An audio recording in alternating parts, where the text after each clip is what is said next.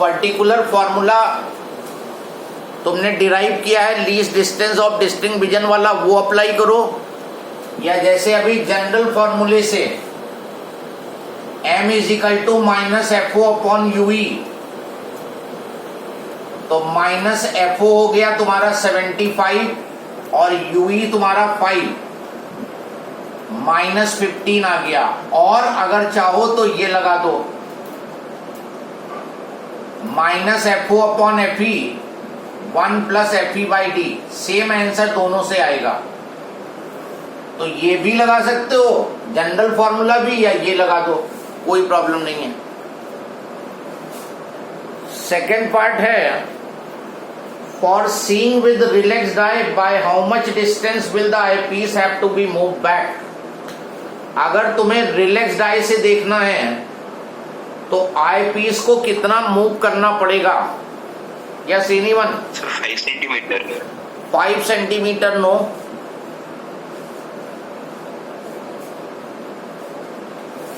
इसमें ये निकालो कि अगर तुम्हें रिलैक्स्ड आई से देखना है तो लेंथ टेलीस्कोप की कितनी होनी चाहिए? Length of telescope with relaxed eye, क्या फॉर्मूला है रिलैक्स्ड आई से लेंथ का? एफ ओ प्लस एफ ई। अगर रिलैक्स्ड आई से देखना है तो लेंथ होनी चाहिए एफ ओ प्लस एफ ई, तो लेंथ होनी चाहिए 75 प्लस एफ ई 6.25, 81.25 होनी चाहिए लेंथ। और जो लेंथ तुम्हें गिवन है वो केवल 80 गिवन है, और तुम्हें इसको इंक्रीज करके 81.25 करनी है, तो पता चल जाएगा कितनी डिस्टेंस तुमने इसको मूव बैक किया है।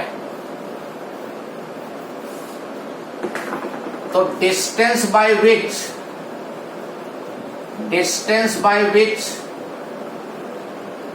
Lens is moved back, x is equal to L dash minus L. Final length में से इनिशियल लेंथ को माइनस कर दो, 81.25 में से 80 माइनस करो, 1.25 सेंटीमीटर अगर इस लेंस को राइट में मूव करोगे तो लेंथ हो जाएगी 81.25 और फाइनल इमेज पहुंच जाएगी इंफिनिटी पे। किसी को कोई डाउट, कोई कंफ्यूजन हो तो बोलो।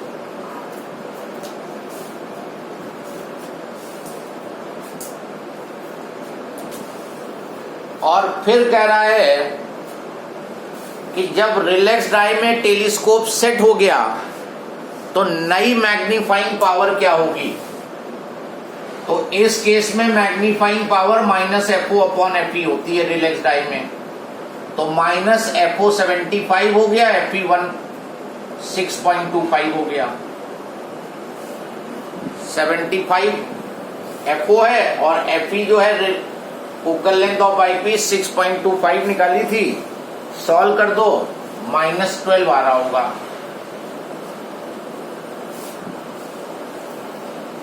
सो in this way you will be doing, और डायग्राम बना लेने से क्वेश्चन थोड़ा समझ में भी जल्दी आएगा, मिस्टेक के चांसेस भी कम रहेंगे।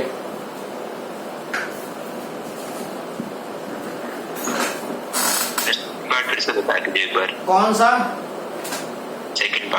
सेकेंड पार्ट में देखो कह रहा है कि अभी जो टेलीस्कोप की जो लेंथ है, दोनों लेंसेस के बीच की लेंथ 80 है।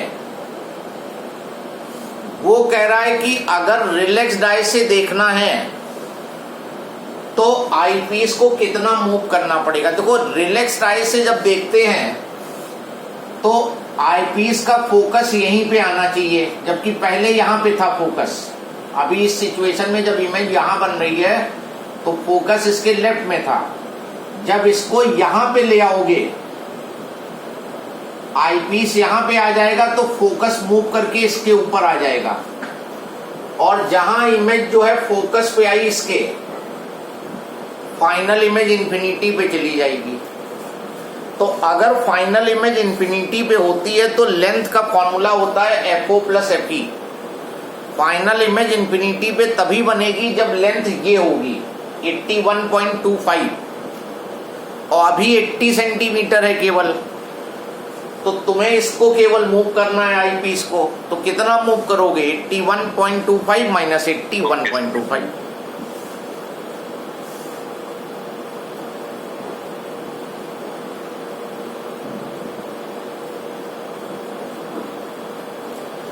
देन नेक्स्ट हेडिंग डालो एस्ट्रोनॉमिकल टेलीस्कोप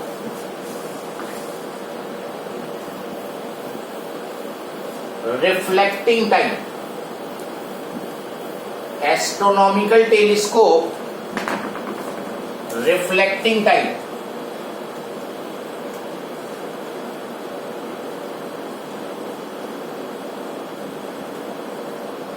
रिफ्लेक्टिंग टाइप देख लेंगे अब। नाउ इन दिस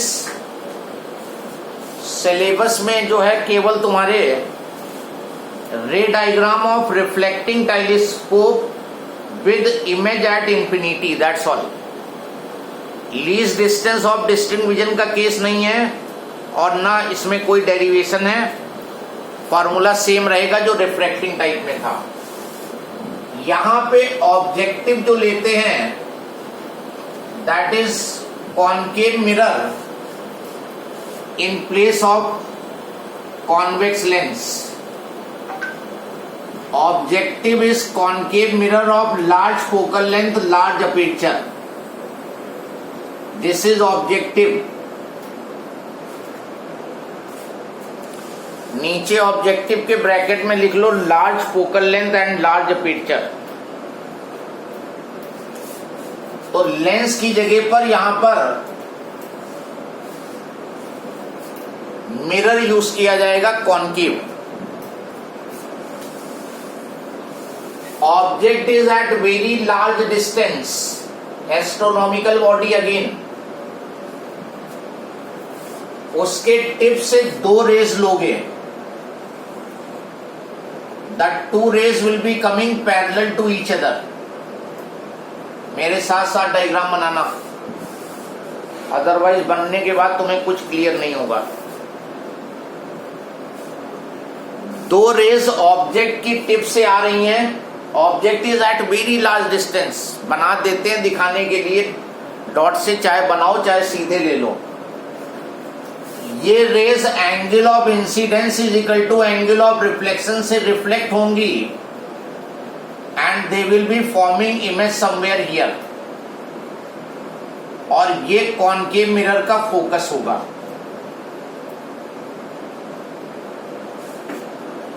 ये दोनों रेज आएंगी angle of incidence equal to angle of reflection से।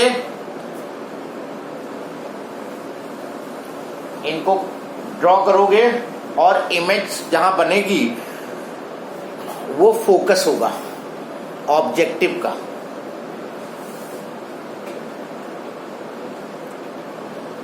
Now in this telescope what is done? In the path of these reflected rays एक plane mirror use किया जाता है at an angle of 45 degree. 45 degree के angle पे एक plane mirror use करते हैं जिससे कि अब लाइट रे इधर नहीं जाएगी मिरर के। This gets reflected according to same rule, angle of incidence is equal to angle of reflection। और जो इमेज वहां पे बननी थी वो अब यहां पे आके बनने लगेगी। ये अगर AB है तो ये इमेज यहां शिफ्ट हो जाएगी। मिरर जो है रेस को बेंड करा देगा। यहां तक आराम से ड्रॉ कर लो, समझते हुए ड्रॉ कर लो व्हाट इज बीइंग डन। दो रेस पैरेलल आई, angle of incidence is equal to angle of reflection से रिफ्लेक्ट हुई और यहां इमेज बननी चाहिए थी, लेकिन बीच में तुमने प्लेन मिरर लगा के इनको डाइवर्ट कर दिया और जहां रेस फिर से कट करी वहां पर वो इमेज बननी है।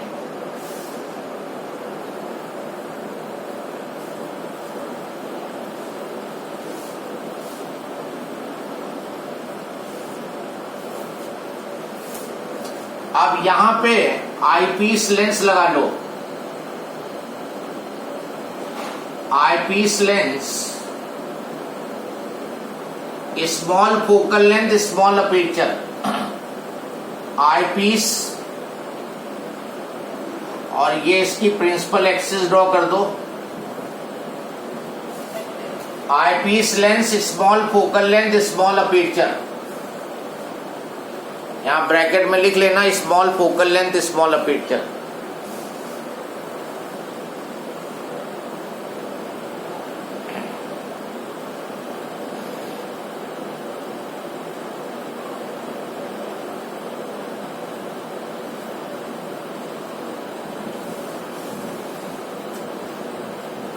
नाउ जो सिलेबस में तुम्हारे है final image formed at infinity, final image formed at infinity और to see with relaxed eye, केवल एक ही तुम्हारे सिलेबस में है, final image formed at infinity. तो जब इमेज इंफिनिटी में बनानी है तो ये पॉइंट आईपीस का फर्स्ट फोकस होना चाहिए। इसके लिए जो ऑब्जेक्ट है वो अगर फोकस पे होगा तो इमेज इंफिनिटी पे बनेगी। तो जहां पे ये इमेज है वहां पर एफई डैश मार्क होगा, और ये दोनों रेज उसी तरह जैसे पहले करते आए हो लेंस तक आने दो इनको। अब इसके बाद देखेंगे इनका क्या होगा, ये दोनों रेज लेंस तक आ जाएंगे।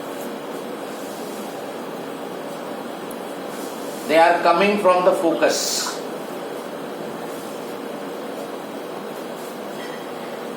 सर, हाँ, ये जो स्ट्रेट लाइन बनाई है ये किस रेफरेंस से बनी है?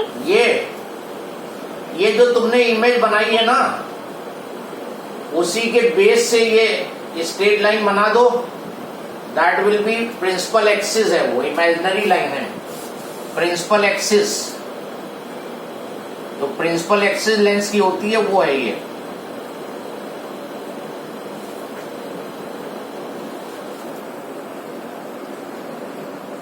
यहां तक सबका ड्रॉ हो गया? Yes sir. उसके बाद जो हमेशा करते आए हो, इसकी टिप और ऑप्टिकल सेंटर को मिलाते हुए रेफरेंस लाइन ड्रॉ कर लो। ये रेफरेंस लाइन ड्रॉ कर लो जैसे अभी तक करते आए हो। तुम्हें कुछ ये देखना नहीं है कि ये यहां से जा रही है कि यहां जा रही है कि कहां जा रही है, तुम्हें बस इन दोनों को मीट कराना है डॉटेड से। अब ये रेस को इन्हीं के पैरेलल जाने दो, इन्हीं के पैरेलल चली जाएंगी रेस, क्योंकि इमेज इंफिनिटी पे जानी है। ये रेस जो है आपस में पैरेलल हो जाएंगी, ये ऐसे चली जाएंगी रेस, और पीछे इनको डॉटेड से बढ़ा दोगे और यहां लिख दोगे फ्रॉम इंफिनिटी, और ये आई की पोजीशन होगी। ये इसका रे डायग्राम होगा। स्टेप बाय स्टेप प्रोसीड करोगे, easily you will make. Rules के हिसाब से जब ये इमेज बन गई, ये लेंस बन गया, तो इसकी टिप से आईपीस की ऑप्टिकल सेंटर को मिलाते हुए डॉटेड बना दो। इमेज इंफिनिटी पे जानी है तो ये रेस पैरेलल कर दो इसी लाइन के, फ्रॉम इंफिनिटी।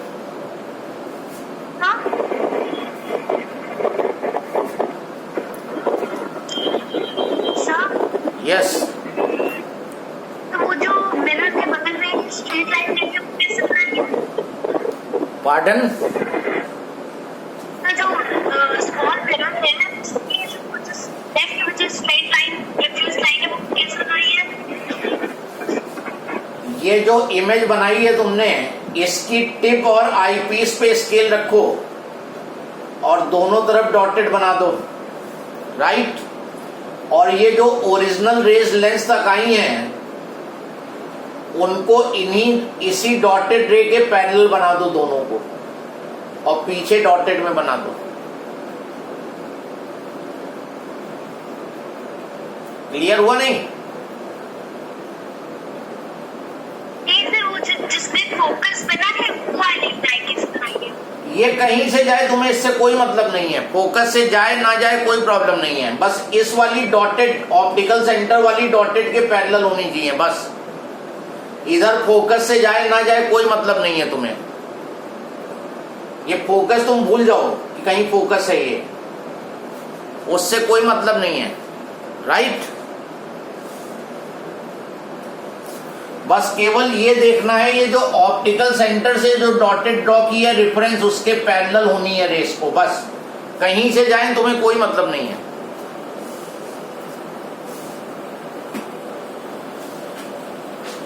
सर ये वाला कोर्स में यस, ये सिलेबस में है और अक्सर ये 2 नंबर में पूछ लिया जाता है। रे डायग्राम केवल है सिलेबस में।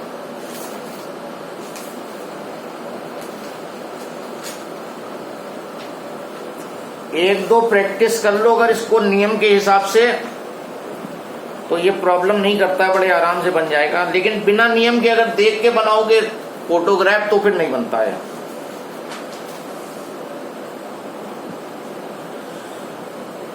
देन इसमें एक क्वेश्चन और पूछा जाता है इस आर्टिकल पे, एडवांटेजेस ऑफ रिफ्लेक्टिंग टेलीस्कोप और रिफ्रैक्टिंग टेलीस्कोप। नेक्स्ट हेडिंग लिखो, एडवांटेजेस ऑफ रिफ्लेक्टिंग टेलीस्कोप और रिफ्रैक्टिंग टेलीस्कोप। ये जो टेलीस्कोप है this is much better than that previous one refracting type. तो 1 नंबर में क्वेश्चन पूछ लेता है how the reflecting type, advantages of reflecting type telescope और रिफ्रैक्टिंग टाइप। क्वेश्चन सीधे पूछता है how the reflecting type telescope is better than refracting type telescope. Reflecting type telescope refracting type telescope से किस तरह बेटर होता है।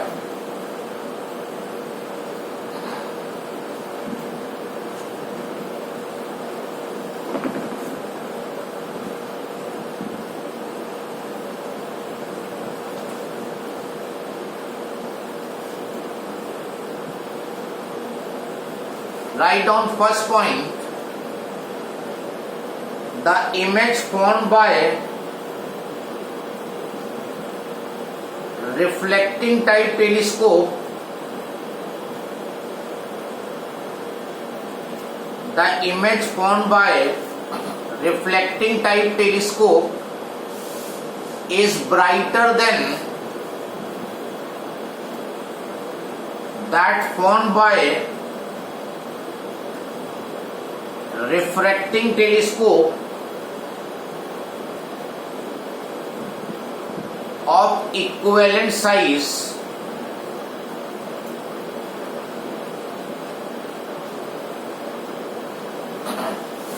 ये जो रिफ्लेक्टिंग टाइप टेलीस्कोप है इससे जो इमेज बनेगी वो इक्विवेलेंट साइज के रिफ्रैक्टिंग टाइप टेलीस्कोप से काफी ब्राइट होगी।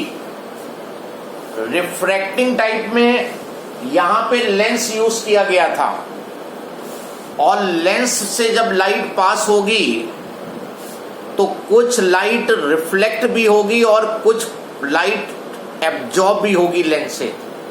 उसकी वजह से रिफ्रैक्टिंग टाइप टेलीस्कोप में इमेज की ब्राइटनेस कम हो जाती है और यहां पे no absorption no refraction.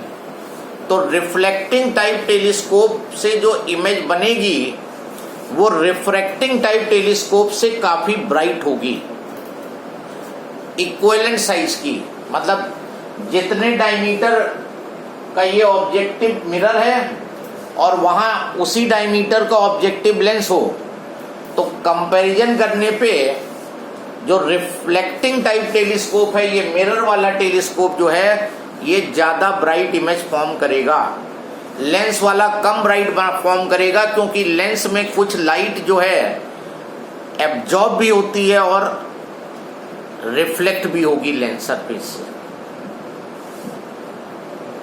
Sir हाँ, सर मिरर कोई लाइट अब्जॉर्ब नहीं करता है? बहुत नेग्लिजिबल। लेंस से कम। हाँ, लेंस कंपेरेटिवली ज्यादा करता है, और लेंस रिफ्लेक्ट भी बहुत कर देता है वापस। ग्लास पे जब लाइट पड़ती है तो रिफ्रैक्शन तो होता है, साथ में रिफ्लेक्शन भी कर देता है वो। सेकंड पॉइंट लिखो। सर हाँ, सर रिफ्रैक्शन में तो सर 100% सर अरे वो रिफ्रैक्ट हो जाती है लाइट से। टोटल इंटरनल रिफ्लेक्शन है। कहाँ कंफ्यूज हो अच्छा गया? हाँ सर, हाँ sir. Second, the image formed by reflecting type telescope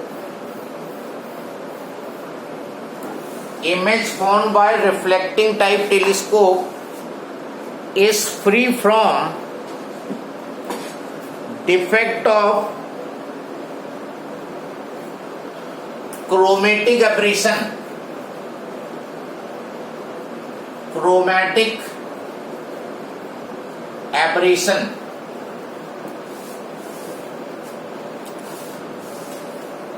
reflecting type telescope से जो इमेज बनती है उसमें इमेज में क्रोमेटिक एब्रेशन का डिफेक्ट नहीं होता है। अब आएगी बात क्रोमेटिक एब्रेशन की। ये जो क्रोमेटिक एब्रेशन है, this is the defect of the lens. Defect of lens का डिफेक्ट होता है ये। defect of lens due to which image of white object is colored and blurred, या object illuminated by white light, तो white object की image जो है white होनी चाहिए थी, लेकिन वाइट ऑब्जेक्ट या जो ऑब्जेक्ट वाइट लाइट से इल्यूमिनेटेड है उसकी इमेज कलर्ड और ब्लड आती है। ये लेंस का डिफेक्ट जो है क्रोमेटिक एब्रेशन कहलाता है। ये इसलिए होता है क्योंकि लेंस की फोकल लेंथ वायलेट कलर के लिए मिनिमम होती है और focal length for red colour maximum होती है। लेंस की फोकल लेंथ जो है डिफरेंट कलर्स के लिए डिफर कर जाती है, क्योंकि